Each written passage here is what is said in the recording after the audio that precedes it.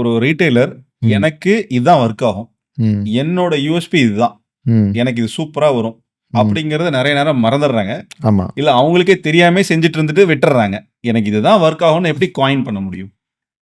அத வந்து எப்படி சொல்லுவேன்னா, அவங்கள பத்தி அவங்க சொல்றத விட, அவங்க கஸ்டமர் சொல்ற பாயிண்ட் வந்து ஸ்ட்ராங்கா இருக்கும். ஓகே. ஒரு கஸ்டமர் ஒரு பிராண்ட் மேல என்ன இமேஜ் வச்சிருக்காங்க அப்படிங்கிறத, கஸ்டமர் கிட்ட இருந்து நம்ம ஃபீட்பேக்ஸ் எடுக்கிறது மூலியமா கண்டிப்பா தெரிஞ்சுக்க முடியும். அண்ட் தென் நம்ம வந்து ஒரு கஸ்டமர் உள்ள வராங்கன்னா, என்ன எக்ஸ்பெக்டேஷனோட வராங்க? நம்மள்ட்ட இருந்து என்ன வேல்யூ எடுத்துட்டு போறாங்க? என்ன பெனிஃபிட் எடுத்துட்டு போறாங்க? ஓகே. அப்படிங்கிறத அவங்கள்ட்ட இருந்து ஃபீட்பேக்ஸ் எடுக்கிறது மூலியமா, அந்த ஃபீட்பேக்ஸ ப்ராப்பரா அனலைஸ் பண்றது மூலியமா தான் அத கண்டுபிடிக்க முடியும். ம். நெறைய பேர் ஆரம்பிக்கும்போது ஒரு நிஷ்ல ஆரம்பிச்சுருவாங்க. அது கொஞ்சம் கொஞ்சமா டைவர்ட் ஆயி எங்கேயோ போய் நிக்கும். கண்டிப்பா. தேவையில்லாத விஷயங்கள் நெறைய கால வச்சு மாட்டிக்குவாங்க.